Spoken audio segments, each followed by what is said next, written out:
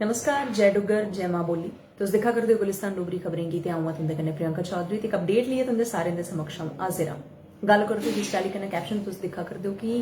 ब्याह दे तुरंत 20 दिनें बाद 20 रोजे बाद किस चाल्ली कन्नै खून होया ते खून कुदा होया, कुन कीता, इस्सै पर अज्जा दा एह् लाइव सैशन है जेह्ड़ा ओह्दे बारे तुसेंगी अपडेट देने दी मैं कोशिश करगी। गल्ल करचो जेकर इन दिनें मर्डर मिस्ट्रियां जेह्ड़ियां ओह् जम्मू कश्मीर दोनों सूबें च ज्यादातर दिक्खने गी थ्होआ करदियां न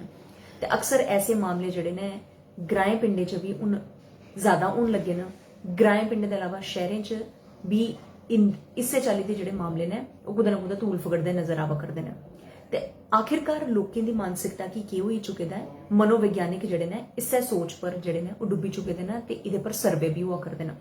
कि अक्सर इक मनु दे दिमाग च केह् ख्याल आंदे न, किस चाल्ली कन्नै किश रोजे बाद अपनी गै पत्नी दा खून जेह्ड़ा 20 दिनें बाद, ब्याह दे 20 दिनें बाद अपनी पत्नी दा जेह्ड़ा खून है ओह् करी दित्ता। गल्ल करचो जेकर अज्जा दी अपडेट दी ते बडगाम थमां एह् मामला है जित्थै ब्याह दे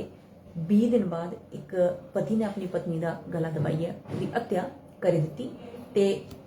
पुलिस दी तरफों जिल्लै कारवाई करना शुरू कीती गेई, पूछताछ होई, किस चाल्ली कन्नै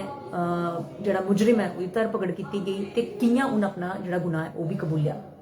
जम्मू कश्मीर दे बडगाम इलाके च मामला सामने आया। ओह्दे परैंत एह् भी सुनने च आया कि बडगाम च किस चाल्ली कन्नै इक पति ने अपनी पत्नी दी गला घोटी हत्या करी दित्ती ते जानकारी दे अनुसार दोनें दे ब्याह गी मात्र 20 दिन गै होए दे हे। 20 रोजे बाद आखिरकार ऐसा केह् किश होया, एह्दी फिलहाल तफ्तीश चला करदी है। पूरी जानकारी जेह्ड़ी ओह् पुलिस खंगालने दी कोशिश करा करदी है, लेकिन फ्ही बी गल्ल करचो ते 20 दिनें बाद अपनी पत्नी दा खून करी देना ते उसी कुदै ना कुदै जांच पड़ताल की गल करचै ते पुलिस विभाग की तरफों यह बयान सामने आया कि जम्मू कश्मीर के बडगाम थाना पुलिस ने बीते शुक्रवारें गी बडगाम के नसरुल्ला निवासी 47 वर्षें के गुलाम मोहम्मद भट्ट की अपनी पत्नी की दफनांदे दिखा ते आरोपी गुलाम मोहम्मद भट्ट की जिहड़ी पत्नी ही वह बंगाल थमां सरबंध रखती ही।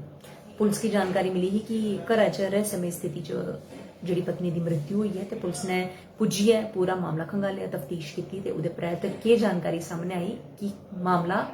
खून दा नहीं, खून दा मामला जिहड़ा है इसी एक रहस्यमय परिस्थिति च ढाने की कोशिश की गेदी ही, लेकिन ये एक खून का मामला है, सनसनी खेज मामला है। पुलिस पुज्जी, पुलिस दे वरिष्ठ अधिकारी मौके पर पुज्जे, जांच पड़ताल की, मुआयना किया, उहदे परैंत शव की जांच किता जिहड़ा है वो भेज दिता गया ते इहदे च पाया गया कि जिहड़ी महिला है उहदे गले च निशान हा ते उहदे परैंत पोस्टमार्टम है जिहड़ा वो डिजिटल मोड कन्नै यानी कि वीडियोग्राफी के तहत जिहड़ा है वो मैडिकल कॉलेज श्रीनगर मैजिस्ट्रेट के अग्गे किया गया ते उनेंगी पूरे सबूत जिहड़े ने जिस चाल्ली कन्नै जिहड़ी भी मैडिकल प्रक्रिया उनके समक्ष रखी गई ते उहदे बाद गल करचो आरोपी दी ते उन भी अपना गुनाह कबूल कर लिया ते फिलहाल पुलिस द्वारा मामला दर्ज करी कार्रवाई करना शुरू कर दी गेदी है ते इस चाल्ली कन्नै एक मर्डर मिस्ट्री की रहस्यमय परिस्थिति च टालने की कोशिश की गई ते आखिरकार ऐसा की किता इहदे बारे फिलहाल कोई जानकारी प्राप्त नहीं हुई है। जिस चाल्ली कन्नै इहदे पर कोई जानकारी थोग अस तुसेंगी भी दस्सने का प्रयास करके, लेकिन फ्ही भी सवाल अज्जा दा इह है कि लोकें दी मानसिकता गी केह् किश होई दा है। किश दिन पैह्ले गै मैं तुंदे कन्नै इक खबर सांझा कीती ही कि ब्याह दे 7 ब'रें बाद इक पति ने अपनी पत्नी दी हत्या करी दित्ती, ओह् भी शक दे बिना पर कि मेरी पत्नी द्वारा मेरे गल करचो मेरी माता की हत्या की गई, इस शक के बिना पर 7 ब'रें बाद उन्हें अपनी पत्नी की हत्या कर दी ते किस चाल्ली कन्नै लोग जिहड़े ने ओह् कुदै ना कुदै अपनी मानसिकता पर काबू पोआ करदे न, या फिर उनकी मानसिकता उन्हें किस चाल्ली कन्नै झकझोड़ियै या फिर वो अपने आप गी टटोलना जिहड़ा है इस समय मुनासिब नहीं समझदे ते किश दा किश करी बैठदे न। ते इस्सै दे सरबंधी एह् भी मैं गलाना चाहां कि मानसिकता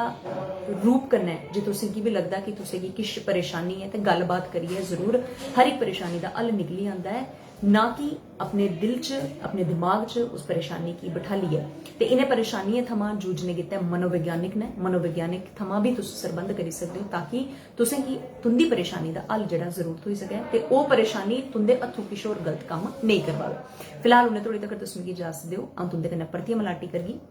जय डुग्गर, जय मां बोली।